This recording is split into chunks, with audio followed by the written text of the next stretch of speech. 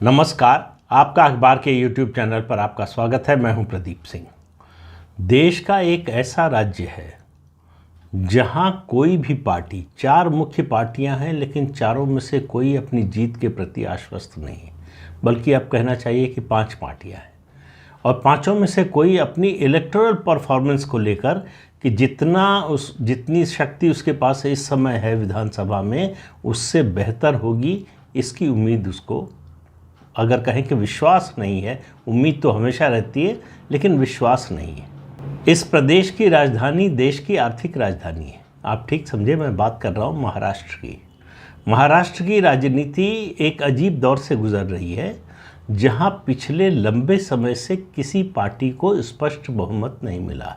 जब 1995 में पहली बार बीजेपी शिवसेना की सरकार बनी थी, तब भी उनको नहीं मिला था और उसके बाद से लगातार गठबंधन सरकारों का दौर चल रहा है।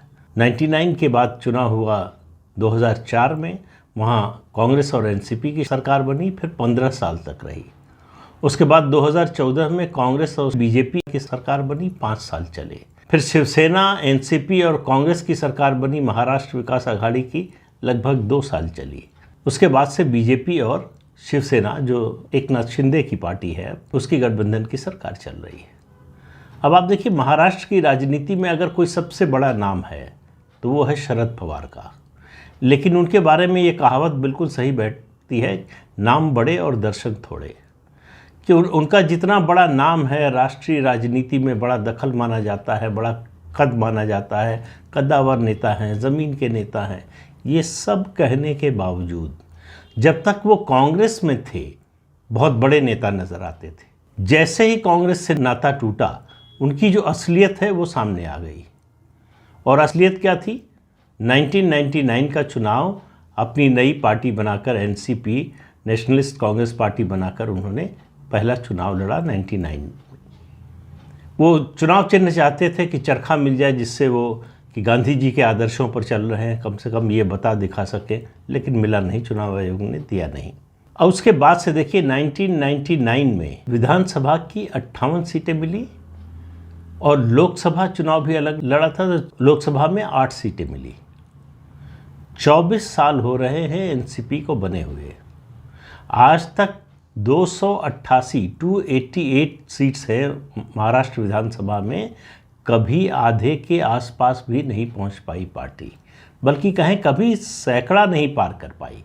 उसकी जो बेस्ट परफॉर्मेंस थी वो 2004 में थी, 71 सीटें आई थी, 71। और 2004 और 2009 में लोकसभा की दृष्टि से भी सबसे अच्छी परफॉर्मेंस थी, जब उसको 9 सीटें मिली थीं। कितनी? 48 में से 9, 48 में से 9। ये है शरद पवार की कुल राजनीतिक पूंजी, जिसके आधार पर वो राष्ट्रीय नेता बनते हैं, जिसके आधार पर माना जाता है कि शरद पवार जो है राजनीति के बड़े माहिर खिलाड़ी हैं, उनसे बड़ा कोई खिलाड़ी है नहीं, और वो कुछ भी कर सकते हैं। अपनी पार्टी का कुछ नहीं कर पाए।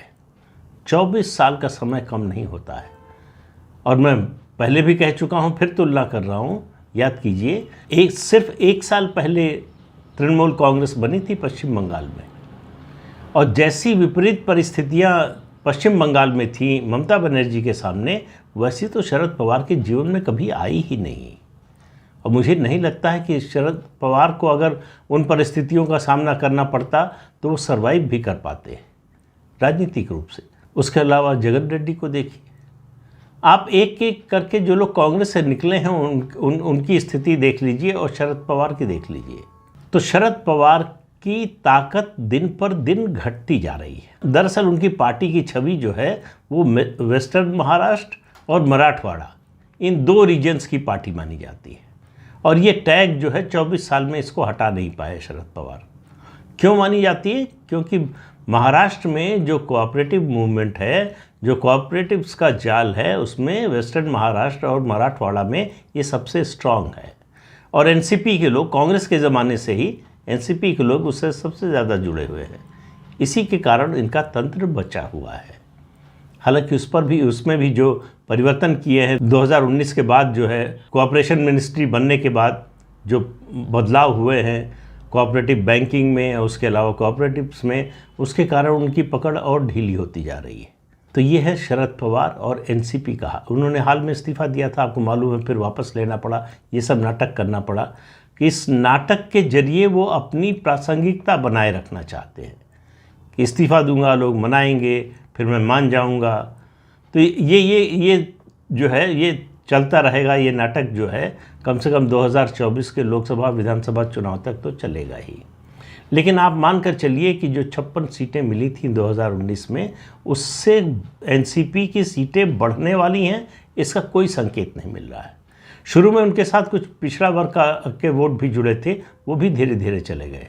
अब बात कीजिए विधायकों की संख्या की दृष्टि से, जो सबसे बड़ी पार्टी बन गई है, और अब जनाधार की दृष्टि से भी सबसे बड़ी पार्टी है भारतीय जनता पार्टी। भारतीय जनता पार्टी 2014 का चुनाव अकेले लड़ी, शिवसेना से अलायंस नहीं हुआ। 122 सीटें उसको मिली 288 में से। बहुमत से सिर्फ 22-23 सीटें दूर रह गई। और 2014 में बीजेपी पहली बार, महाराष्ट्र के इतिहास में पहली बार इतनी बड़ी संख्या में सीटों पर अकेले चुनाव लड़ी। लगभग 250 सीटों पर भारतीय जनता पार्टी चुनाव लड़ी थी, बाकी छोटे सहयोगी दलों के लिए छोड़ दिया था। आखिरकार उसको शिवसेना का समर्थन लेना पड़ा और शिवसेना को समर्थन देना पड़ा। शिवसेना के सामने भी कोई ऑप्शन नहीं था। जब ऑप्शन मिला 19 में, तो उन्होंने क्या किया मालूम है। तो ये सरकार चली 5 साल। 5 साल चली सरकार, अच्छी सरकार चली, और फिर बीजेपी को पता नहीं क्या समझ में आया, किसकी सलाह पर उन्होंने फिर से शिवसेना से गठबंधन कर लिया। 2018 में 3 राज्यों में हारने के बाद, और उससे पहले कर्नाटक में सरकार न बन पाने के कारण बीजेपी में एक निराशा का भाव था, थोड़ा डिफेंसिव हो गई थी, शायद इसलिए भी लगा कि जो है महाराष्ट्र भी हाथ से निकल जाएगा तो मुश्किल हो जाएगी, इसलिए शिवसेना से गठबंधन कर लिया। और बीजेपी सिर्फ 150-55 सीटों पर लड़ी, 105 सीटें जीती। गठबंधन को बहुमत मिला, लेकिन उसके बाद उद्धव ठाकरे की महत्वाकांक्षा जागी और वो दूसरी तरफ चले गए। उसके बाद शिवसेना, जिसकी 56 सीटें आई थी, एनसीपी की 54, शिवसेना की 56, कांग्रेस की 44 और भारतीय जनता पार्टी की 105। ये इस विधानसभा 2019 की विधानसभा के चुनाव का नतीजा था। तो उद्धव ठाकरे, चूंकि उनको विरासत में पार्टी मिली थी, पिता की विरासत थी वो उनको मिली थी, लेकिन वो संभाल कर रख नहीं पाए। अब उनके साथ सिर्फ 16 विधायक हैं। 18 सांसद जीते थे गठबंधन में, अब उनके पास सिर्फ 5 सांसद हैं। और एकनाथ शिंदे, जिन्होंने बगावत की, उनके साथ 40 विधायक गए और 13 सांसद गए। अब वो भारतीय जनता पार्टी के साथ हैं, सरकार में हैं, शिंदे मुख्यमंत्री हैं। कांग्रेस पार्टी 2019 और आज हम 2023 में खड़े हैं, उसकी स्थिति में गिरावट ही आई है। कोई सुधार के दूर दूर तक कोई लक्षण भी नहीं दिख रहे कि इस पार्टी में सुधार होगा। और चुनाव आते आते आप मानकर चलिए सबसे ज़्यादा भगदड़ अगर कहीं मचेगी तो वो कांग्रेस पार्टी में। मुंबई में जो एक समय उसका गढ़ हुआ करता था, आज कांग्रेस पार्टी की हालत बहुत ख़राब है मुंबई में। लेकिन सवाल ये है कि ताकत बढ़ किसकी रही है। एकनाथ शिंदे अभी अनटेस्टेड है, वो चुनाव में वोट दिला सकते हैं कि नहीं। उनके साथ 40 विधायक और 13 सांसद आ गए, लेकिन इसका ये मतलब नहीं है उनके साथ वोट भी आ गया। उसकी परीक्षा भी होना बाकी है। तो उनके मन में भी धुकधुकी होगी, उनकी पार्टी के लोगों के मन में होगी। और दावे बहुत बड़े बड़े हैं। उनके गुट के लोग चाहते हैं कि जो शिवसेना की स्थिति थी विभाजन से पहले, वही उनके गुट की होनी चाहिए। यानी जितनी सीटें बीजेपी शिवसेना के लिए छोड़ती थी विधानसभा और लोकसभा में, उतनी ही एकनाथ शिंदे के साथियों के लिए छोड़े। मुझे नहीं लगता कि ऐसा होने वाला है, और ऐसा होना भी नहीं चाहिए। उतनी ताकत भी नहीं है आपकी, और जो ताकत है उसकी भी परीक्षा भी होनी है। और इसके बाद आती है भारतीय जनता पार्टी। भारतीय जनता पार्टी 2019 के चुनाव के बाद से उसकी दिशा गड़बड़ा गई है। उसके लिए अप्रत्याशित बात थी कि उद्धव ठाकरे छोड़कर चले जाएंगे और कांग्रेस और एनसीपी से मिल जाएंगे। इस झटके के मनोवैज्ञानिक जो इसका असर हुआ, उससे अभी तक लगता है जैसे पार्टी निकल नहीं पाई, उबर नहीं पाई। देवेंद्र फडणवीस इस सरकार में डिप्टी सीएम बने हैं, लेकिन उनकी वो चमक गायब हो गई है जो मुख्यमंत्री रहते हुए थी। देवेंद्र फडणवीस का राज और मार्ग निष्कंटक करने के लिए भारतीय जनता पार्टी के हाईकमान ने प्रदेश के बहुत से नेताओं को, वरिष्ठ नेताओं को साइडलाइन कर दिया। वरिष्ठ नेताओं और जनाधार वाले नेताओं को भी। उनमें एक विनोद तावड़े भी थे, जिनकी योग्यता, जिनकी क्षमता के बारे में अब पार्टी हाईकमान को समझ में आ रहा है। तो इस समय महाराष्ट्र की राजनीति में, भारतीय जनता पार्टी में अगर किसी एक नेता का भाव बढ़ रहा है तो वो है विनोद तावड़े।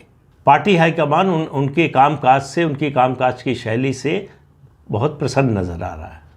क्या होगा उनका मुझे मालूम नहीं, लेकिन इतना तय है कि जिस तरह से देवेंद्र फडणवीस के लिए उनको जो है अलग थलग कर दिया गया था, हाशिए पर धकेल दिया गया था, अब वैसा नहीं होने वाला है। देवेंद्र फडणवीस प्रदेश के गृह मंत्री भी हैं, लेकिन जिस तरह से काम कर रहे हैं उससे लगता नहीं कि वो वही देवेंद्र फडणवीस है। औरंगजेब का पुतला जलाने के लिए हिंदू संगठनों पर पुलिस कार्रवाई, उनके खिलाफ एफआईआर, ये देवेंद्र फडणवीस के गृह मंत्री रहते हुए हो, तो फिर अगर उद्धव ठाकरे और एनसीपी और कांग्रेस की सरकार में ऐसा हो और हुआ तो क्या बुरा हुआ? कैसे फर्क है उन दोनों सरकारों में? भारतीय जनता पार्टी का जो समर्थक वर्ग है, जो कार्यकर्ता है, वो कैसे अंतर करे? उस समय भी लाठी चलेगी, जब गैर भाजपा सरकार होगी, और भाजपा की सरकार होगी तब भी चलेगी, तब भी मुकदमा दर्ज होगा, अब भी मुकदमा दर्ज होगा। औरंगजेब का पुतला जलाना कैसे इस देश में अपराध की श्रेणी में आ गया?